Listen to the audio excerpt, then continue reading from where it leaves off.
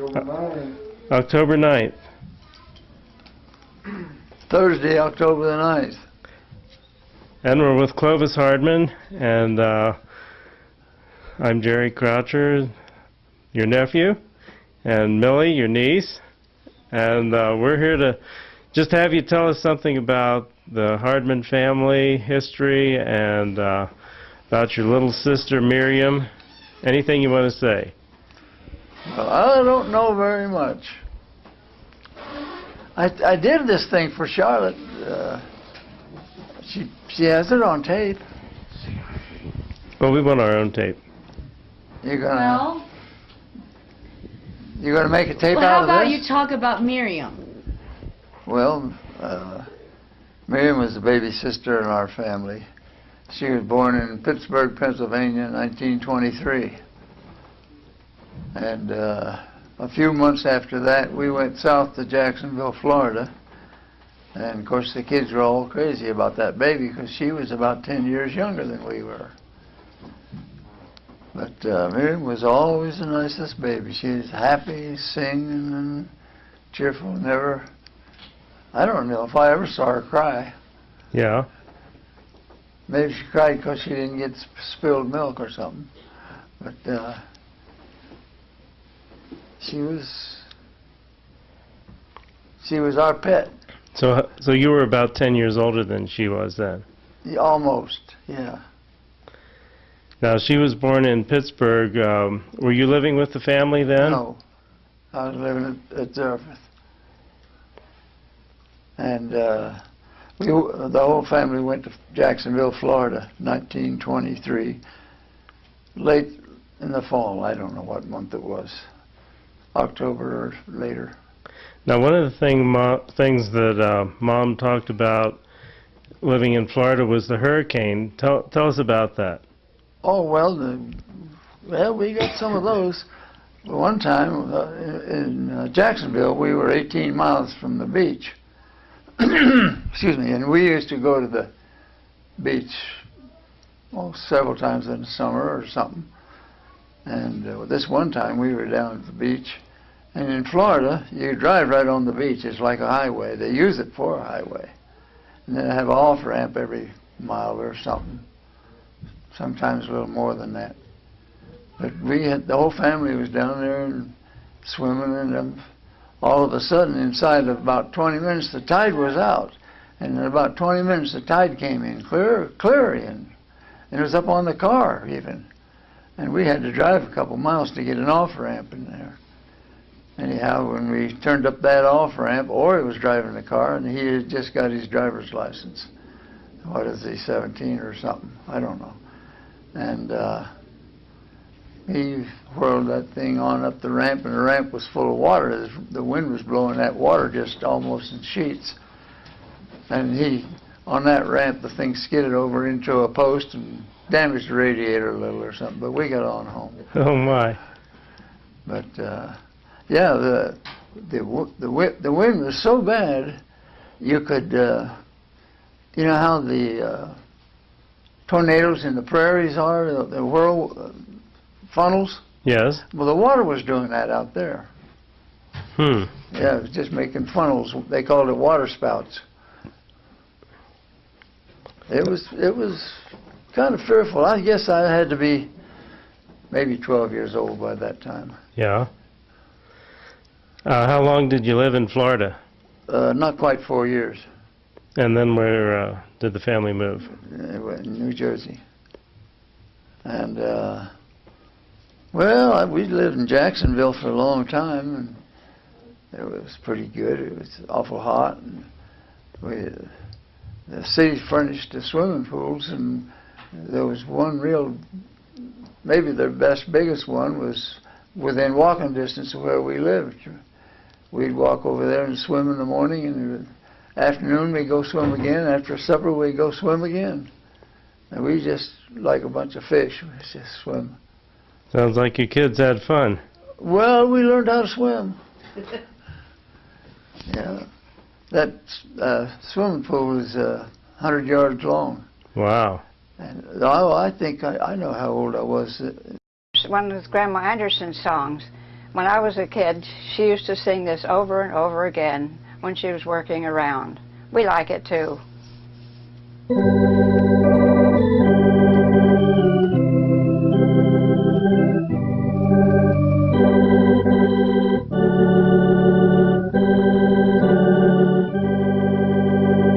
Do you know this song? Yes, I do. It's called No, Not One. And it starts out, there's not a friend like the lowly Jesus. No, not one. No, not one.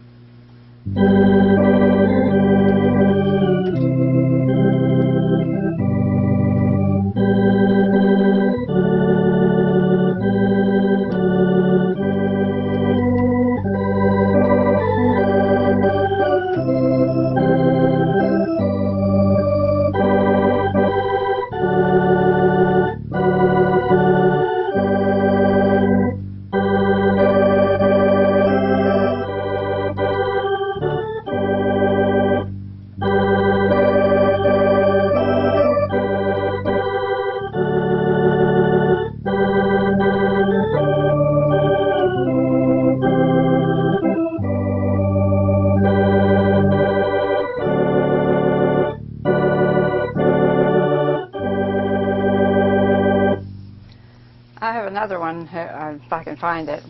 I forget what the name of them was. She always sang, there'll be no dark valleys when Jesus comes. I have to look it up.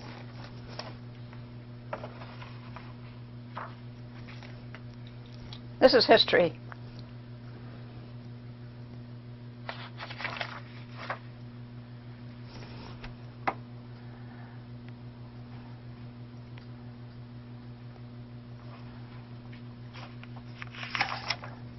Be nice if I could read the alphabet. There, oh.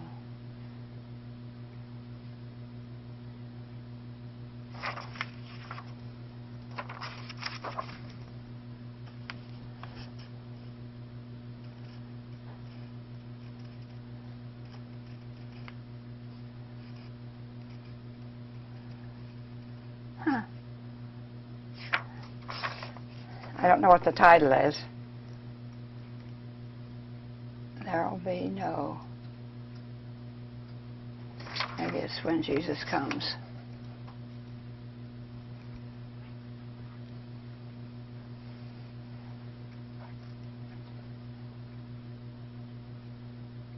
'77, that's probably it.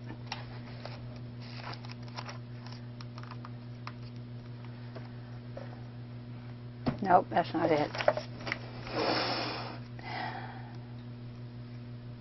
Your mother could play it without, but I won't attempt to. I can do it, but only for my own benefit. When he cometh, when Jesus comes.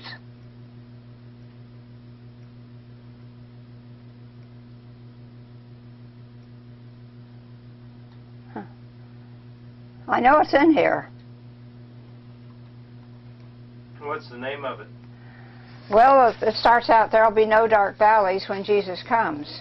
But I can't seem to find it under that.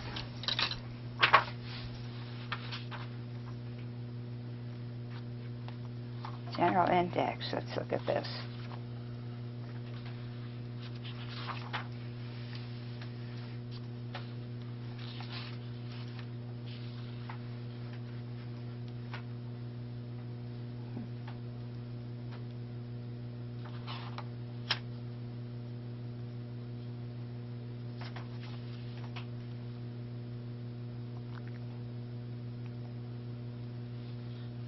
I guess I can't do it. I don't know where it is. Lots of nice songs.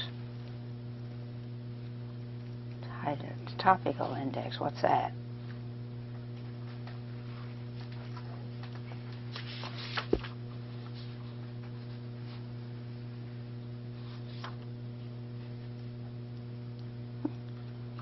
I don't know.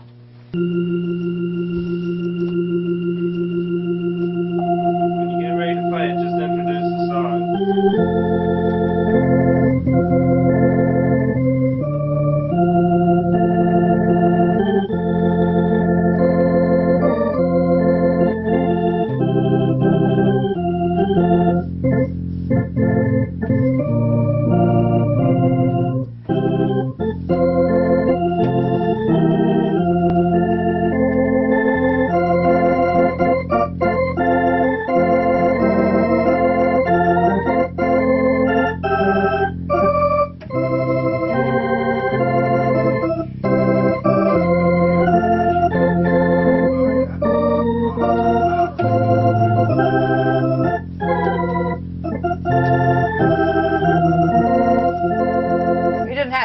did you? Let me play it again because I haven't done this for a Well, while. that was just a practice run. Introduce the song and tell us about Grandma Anderson.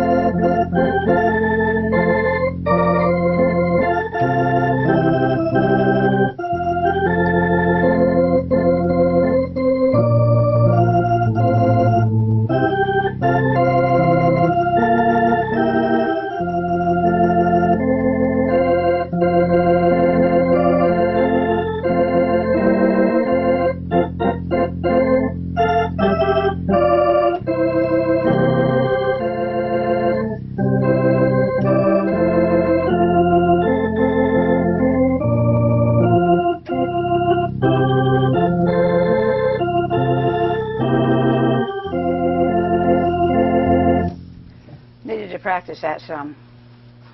Yeah, Laura. Anyhow, it was one of Grandma Anderson's. Was that one of Grandma Anderson's Yeah. favorite songs? Those are the two that I remember. And what was She the sang. first one you played? Mm-hmm. What was the first song you played? There's not a friend like the lowly Jesus. I said it on there, I think. And both of those were favorites of Grandma Anderson. They're the ones that I remember her singing. She used to sing. My mother did too. Mom and Pop both sang. Yeah. And when they were driving or when they were, and we used to sing at the piano. We would remember because Yeah. we could sing different parts, and Pop could always sing. He sang bass usually, but he was pretty versatile. Mom wasn't a singer. She said she couldn't carry a tune unless she sang with him, and she did all right. Do you have any that you could play that you were your mother's favorites?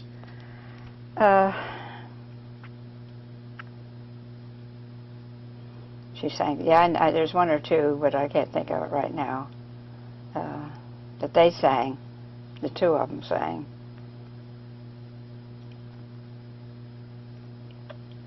I know it when I come across them, but I can't think of them. It's funny how you can remember your grandma's and not your mom's. Let's see.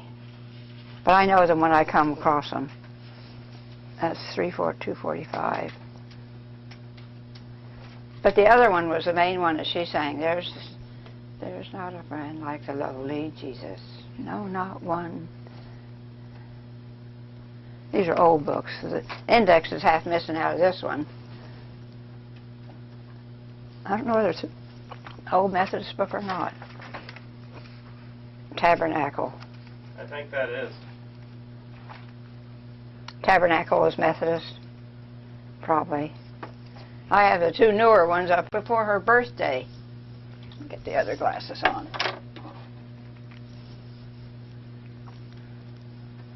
See if I can remember it. Oh, you want this thing still on me? You don't have a picture on it, do you? Yeah, but I don't use that. Mm-hmm. Okay, that's good. Because I can look terrible. Well, what I'm doing is I use this to record the audio because. Yeah. I took the hearing aid up at the restaurant and didn't put it back. Can't stand it when there's noise. Okay, well I'll just sit right here like this. So tell me about my mother when she was first born. Well, I didn't remember about my mom being pregnant or anything. It wasn't discussed very much in those days. But I was living with Mrs. Driver at Tabor, and I think Mrs. Driver tried to tell me that a baby was on the way, but I didn't want to accept it. She said, how would you like to have a little brother or sister? I said, oh no, our family's big enough already. We don't need any more. Well, that was about it. She didn't say much more about it because I guess she figured it was something you didn't need to know. Now, you were at Tabor, and where were your parents? I was at Tabor, living at Tabor with the Drivers. There were several other girls lived there too. I was in 7th grade at the time, and it was during the year I moved up to ZA. Lived on the 3rd floor of the frame building with several other girls. And I was living up there when news came that there was a little sister. We didn't get to see her, of course, because my folks were in Pittsburgh. And they were at 3237 Dawson Street, and that's where she was born. And anyhow, when she was born, this lady came in, one of the ladies that was there, and she looked at her and she says, oh, how nice it must be to have a little baby all your own. And anyhow, we didn't see the baby until Thanksgiving time, because we were all at ZA or Bethany or wherever the boys were, and she was out in Pittsburgh. But Thanksgiving, Mom came down with the baby. Just she and the baby. Pop didn't come. I thought this was the cutest baby I ever saw. She had scads of real dark hair. And my friend had a baby sister, and her hair, she was bald. I thought, this baby is so much cuter than that baby. But anyhow, she stayed for over Thanksgiving for a week or so, I don't know how long, and then went back to Pittsburgh with the baby. I think probably the next time we saw the baby was commencement time. I'm not sure. But they were at Pittsburgh the first year. Then that following camp meeting, my folks, the Hardmans, were sent to Florida. The baby was 11 months old at the time, and we all went down in the car, George, Clovis, and John, and Mom and Pop and the baby, and all of us, in this little old car. I don't know what kind it was, but it was tough. Money was scarce or not available. I know at one time Pop went out and sold books to get money to go on. Yeah. I know we slept out one night going to Florida. But anyhow, we went to Florida and lived at 2311 Market Street, a rundown place. Mom had to fix it up, and she did it quickly. She was very efficient, knew how to do anything. And all the boys lived in this one big upstairs room, and I lived out on the porch with a young teacher that was there. Just had a little room out on the porch.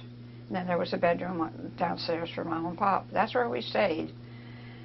And, of course, we went to school there, to the Pillar Fire School, and stayed there for several years. I went back up to ZA for my sophomore year.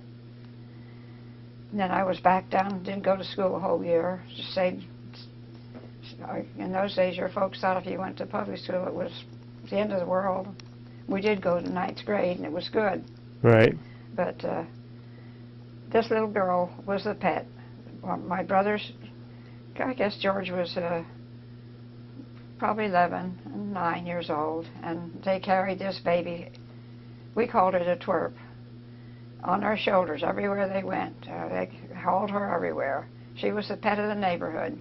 Not only our boys, but others too, carried her around. She had real cute clothes. Mom was very particular about not getting any fruit stains on her clothes. And Grandma was there for a while too, and Grandma was out in Missouri.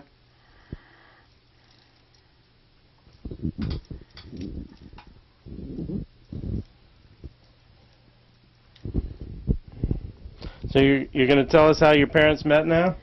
Yeah, much as I can. Well, the Hardmans, of course, moved to Nebraska, and that wasn't too terribly far from Kansas City. And one of my father's great aunts, Sarah Hardman, married a Burdette, and they moved they moved to Missouri, in the Kansas City area, Platte City area, somewhere around there. This woman who was a Hardman, Sarah Burdette, moved there. They moved there. And my father and his brother, Lambden, went to Missouri to visit their aunt. And while they were at Missouri, they had a kind of a party or gathering or something. And these people came, the Andersons. There's a connection between the Andersons and Hardman somewhere in there that I don't have. Yeah. But anyhow, they were at the Burdettes. And the Burdettes, of course, was my father's aunt. And they had homesteaded to Nebraska with the families long before. And anyhow, my father looked across the room and he said to someone, "Who's that old schoolmarm over there?" He pointed to her. That was my mom. Yeah. We laugh about it. Anyhow, he met my mother, and that was the beginning of their romance. And I guess he and his brother Lambden made trips to Missouri quite often, and then they were married in 1907. Yeah, I think so. But anyhow, that's history. So when did they move to Colorado? They didn't. Well, they lived in. They were married and lived with the Hardmans in Nebraska. Till after Virgie was born. She was born in Nebraska, and she had the same doctor as Uncle Andrew, Dr. Ickes. We have that somewhere, birth certificate. But they lived there till Virgie was about close to a year old, I guess. And then they had this idea of homesteading in Colorado. These lands were opening up for homesteading. Yeah. And they were the first people, some of the first people over in Colorado, but they homesteaded. Well, they couldn't use my grandfather's homestead because they had used that in Nebraska. So my grandmother homesteaded in Colorado. Okay. And got this 360 acres or whatever it was they got. I don't know, 180, but they both got some. And they homesteaded over there. They had to do certain work on the water rights in order to get the homesteads. They had to, I guess, dig their ditches or whatever they had to do. But anyhow, they moved to Colorado. Mm-hmm. And Ori was born over there. Grandpa Hardman, Uncle Andrew says, when they first moved to Colorado, Grandpa Hardman got a load of wood and built a shack. And they lived in the shack for a year while he built the house. So he built a new house then in town there. I guess it looked, we have pictures of it. Looks pretty nice. Yeah. And they lived there, and Mom and Pop moved out. They lived in their own little, whatever, I don't like to say shack, but it's a small house that they built. And Pop was, they lived there several years, I guess. It was a big room and cottage of some kind. And then, let's see, Ori was born in Grandpa Hardman's house, and George and Clovis and Marvin were born out in the sticks there. I call it the sticks, way out in the country. No doctor. Way 30 miles from a doctor, so you just had a baby if you needed. Grandpa Hardman was a great help. He knew a lot about doctoring. Yeah. And then there was some midwife type person that came in, helped. I guess you had to be resourceful. Those children there, and Marvin was the last one born over there, and they were pregnant. She was pregnant with John when they